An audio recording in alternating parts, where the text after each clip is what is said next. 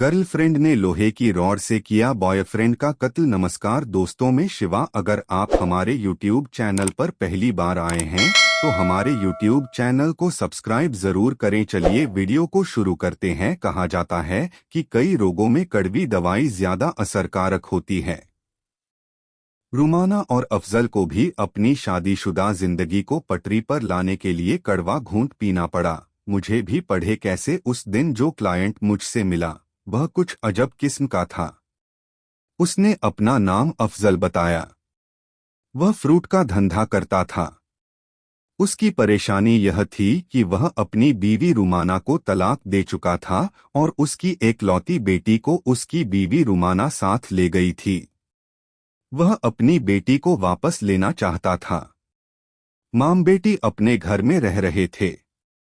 अफजल को घर से निकलना पड़ा क्योंकि घर रुमाना के नाम पर था।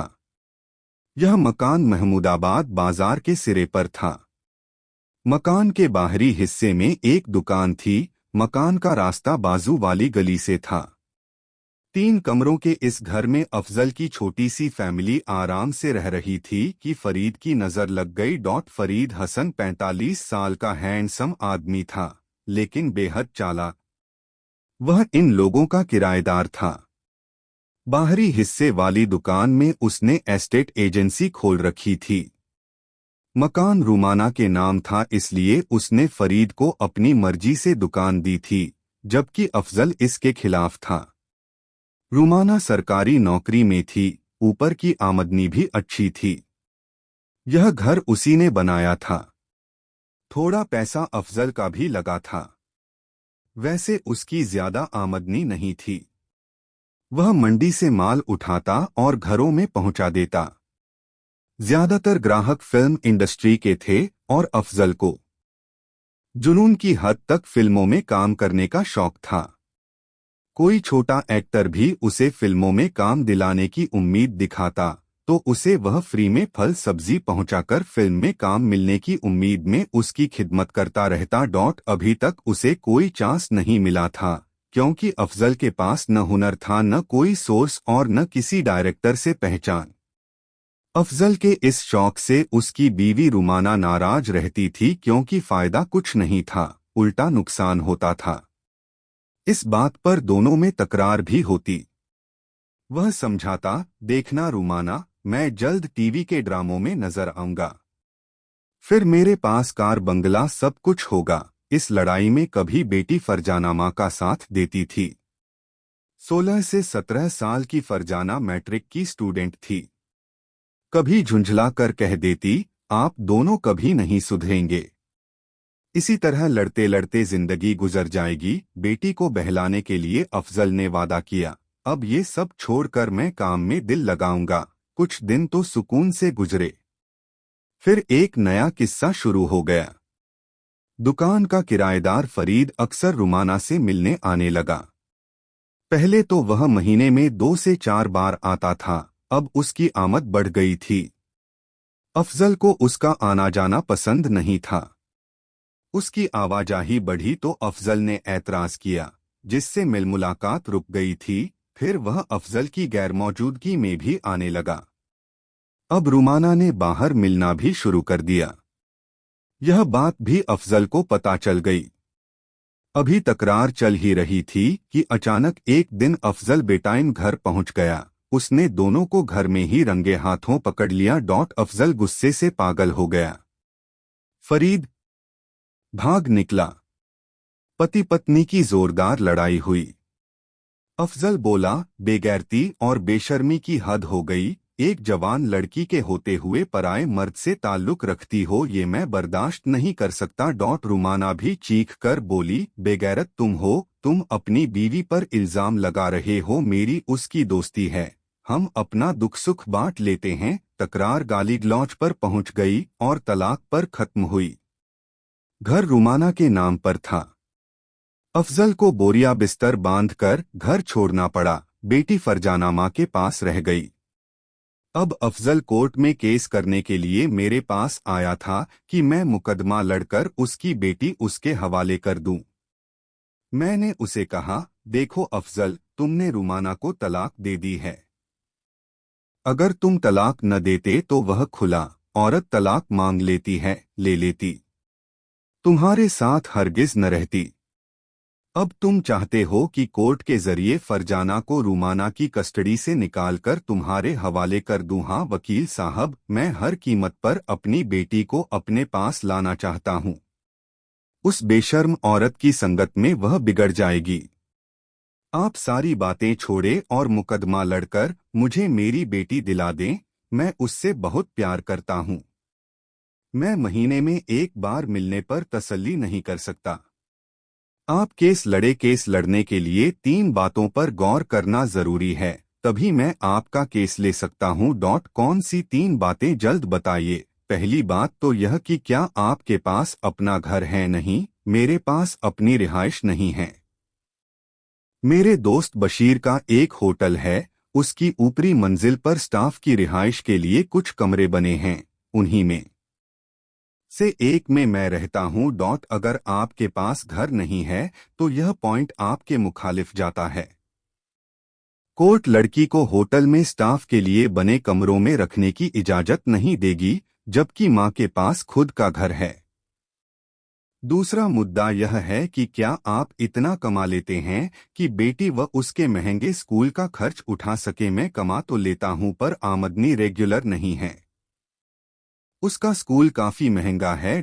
तीसरा सवाल जो सबसे जरूरी है, आपकी बेटी मैट्रिक में पढ़ रही है, समझदार है। क्या वह आपके पास रहने को राजी है या मां के पास रहना चाहती है? ये तो जाहिर सी बात है कि वह अपनी मां के साथ रहना पसंद करती है। देखिए अफजल साहब, कोर्ट औलाद की कस्टडी के लिए इन्हीं 3 बातों पर गौर करती है। इन 3 खास मुद्दों पर आपका जवाब नेगेटिव है। कोर्ट कभी भी आपको लड़की की कस्टडी नहीं देगी। और आपको साफ बात बता दूं, मैं भी आपका केस नहीं लड़ सकता। मैं बेवजह आपसे पैसे झटकना नहीं चाहता। हकीकत में आपका केस बहुत कमजोर है, जीतने का कोई चांस नहीं है। उस दिन अफजल मेरे पास से बेहद मायूस होकर गया। अब दोबारा आने की उम्मीद नहीं थी, पर कुछ दिनों बाद होटल के मालिक बशीर भाई मेरे सामने आ खड़े हुए। पहले मैं उनका एक केस लड़ चुका था और वह मुकदमा जीत गए थे। उन्होंने ही अफजल को मेरे पास भेजा था। आज वह फिर मेरे सामने खड़े थे। बोले, बेग साहब, अफजल बड़ी मुसीबत में फंस गया है। वह जेल में बंद है। पुलिस ने उसे फरीद के कत्ल के इल्जाम में गिरफ्तार किया है। फरीद वही न एस्टेट एजेंट जिसकी वजह से अफजल ने अपनी बीवी को तलाक दी थी। जी हाँ, वही अफजल और वही एस्टेट एजेंट फरीद। उसी के कत्ल के इल्जाम में पुलिस ने कल सुबह उसे अदालत में पेश किया और 7 दिन का रिमांड हासिल कर लिया। कब हुआ ये कत्ल? 15 मई को हुआ था। उसी दिन दोपहर को मेरे होटल से उसे गिरफ्तार कर लिया गया। वह सीधा, कुछ बेवकूफ जरूर है, पर वह कत्ल नहीं कर सकता। बहुत डरपोक आदमी है। मैं उसे सालों से जानता हूँ। उसके खिलाफ साजिश की गई है। मेरा शक तो रूमाना पर जाता है। ठीक है, मैं आज थाने जाकर अफजल से मिलता हूँ। आपको पक्का यकीन है न कि वह बेकसूर है? आप केस के बारे में और मालूमात करें। उसने मेरी फीस अदा कर दी। उसी दिन शाम को मैं उस थाने पहुंच गया जहां अफजल बंद था। मुझे देखकर उसके चेहरे पर रौनक आ गई। वह दुखी होकर बोला, देखिए सर, मुझे बेवजह इस केस में फंसा दिया गया है। इसीलिए तो मैंने तुम्हारा केस हाथ में लिया है। चलो मुझे सब कुछ सच सच बता दो। वह बोला, आप पूरी कोशिश करके मुझे मौत से बचा लीजिए, भले ही मुझे थोड़ी सजा हो जाए। मैं फरजाना की शादी अपने हाथों से करना चाहता हूँ। मुझे थोड़ा ताज्जुब हुआ। मैंने उसे तसल्ली दी, तुम जल्द रिहा हो जाओगे, पर सच बोलना। उसने जो किस्सा सुनाया उसका खुलासा यह है कि वह मेरा पहला मुलजिम था जो थोड़ी सजा पर राजी था। ज़ेहन में ख्याल भी आया कि कहीं ये मुजरिम तो नहीं है। जो कुछ उसने कहा मैं आपको बताता रहूंगा। रिमांड पूरी होने पर पुलिस ने अदालत में चालान पेश कर दिया। इस मौके पर मैंने जमानत की कोशिश की पर मंजूर नहीं हुई। उसे जेल भेज दिया गया। पोस्टमार्टम की रिपोर्ट के मुताबिक कत्ल 15 मई को दिन के 11 बजे हुआ था। एक लोहे की रॉड फरीद के सिर पर मारी गई थी, जिससे खोपड़ी चटक गई थी। मौत की जगह रुमाना का ड्राइंग रूम था। दूसरी पेशी 15 दिन बाद थी। मेरे पास तैयारी के लिए काफी टाइम था। बशीर जानकारी जुटाने में लगा था। वह अफजल का पक्का दोस्त था। जब अदालत शुरू हुई तो जज ने अफजल को उसका जुर्म बताया।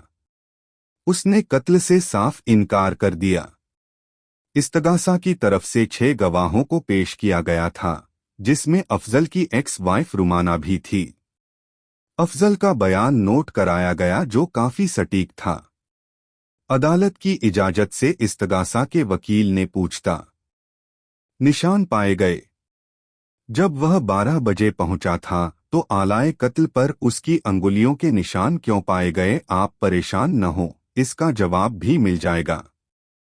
हाँ अफजल, जब तुम रुमाना के घर पहुंचे तो तुमने वहां क्या देखा? मुझसे कहा गया था कि फरजाना घर पर अकेली होगी। तो क्या फरजाना से तुम्हारी मुलाकात हुई? दरवाजे के दोनों पट भिड़े हुए थे। मैं अंदर पहुंचा तो फरजाना नहीं, वहां फरीद की लाश पड़ी थी। वह सोफे पर उल्टा पड़ा था और उसकी खोपड़ी चटकी हुई थी। खून से कपड़े व सोफा गीला हो गया था। मैं वहां से उल्टे पांव निकल गया, पर दोपहर को मुझे पुलिस ने होटल के कमरे से गिरफ्तार कर लिया। बशीर भाई ने लाख दलीलें दी पर कुछ नहीं हुआ। क्या तुमने मौकाए वारदात पर लोहे की रॉड को पकड़ा था? वकील साहब, मैंने किसी चीज को हाथ नहीं लगाया। इतना भी बेवकूफ नहीं हूं मैं। पर आलाए कत्ल पर तुम्हारी अंगुलियों के निशान हैं। यह बात मेरी समझ से बाहर है। ये कैसे हुआ? उस आदमी का नाम क्या है जो 14 मई को रुमाना का संदेश लेकर तुम्हारे पास आया था? वकील साहब, मैं उस बंदे के नाम से वाकिफ नहीं हूं। उस दिन मैंने उसे पहली बार देखा था। फिर उस दिन अदालत का वक्त खत्म हो गया।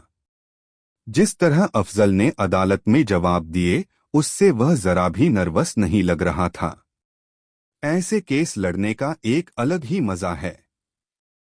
अगली 2 पेशियों में इस्तगासा के 5 गवाह पेश हुए। उनमें से एक खुर्शीद था, अख्तर कॉलोनी में रहता था। उसने हलफ लेकर अपना बयान दिया। वकील ने उससे अफजल के बारे में पूछा तो उसने कहा, जब अफजल और रुमाना का तलाक नहीं हुआ था, मैं भी उनका किराएदार था। अफजल अक्सर दुकान पर आता था, पर तलाक के बाद उसे घर छोड़ना पड़ा। उसके बाद तुम्हारी उससे कभी मुलाकात हुई थी? 1-2 बार राह चलते सलाम दुआ हुई। 15 मई को वाकये के दिन वह मेरी दुकान के सामने वाली गली में गया था, जिसके अंदर रुमाना का घर है। अफजल तुमसे रुमाना के बारे में क्या कहता था? वह रुमाना के बारे में कुछ नहीं कहता था, इधर उधर की बातें होती थीं। उसकी बातों से पता लगता था कि वह फरीद को पसंद नहीं करता। वह बहुत चालाक व फितना आदमी था। जो हुआ अच्छा हुआ। अफजल उससे परेशान था। अफजल उससे किस वजह से नफरत करता था कि उसकी बातें सुनकर तुम भी फरीद को नापसंद करने लगे? जनाब, उसने एक हंसता खेलता घर तोड़ डाला। दोनों के बीच फरीद ने ही आग लगाई थी। क्या आपको लगता है कि तलाक का जिम्मेदार फरीद था? क्या अफजल का रुमाना पर शक सही था? ये मुझे नहीं मालूम, पर अफजल ने जो कुछ कहा उससे यही लगता है कि वह फरीद से नफरत करता था। वकील ने कहा, जनाब आली, 15 मई को उसे अपनी नफरत निकालने का मौका मिल गया। उसने फरीद को ठिकाने लगा दिया। उसकी जिरह खत्म होने पर मैं खड़ा हुआ। खुर्शीद साहब, आप किस चीज का बिजनेस करते हैं? आपकी टाइमिंग क्या है? मैं कपड़े का कारोबार करता हूँ। 12:30 बजे तक अपनी दुकान खोलता हूँ। 15 मई को मैंने 12 बजे दुकान खोली थी।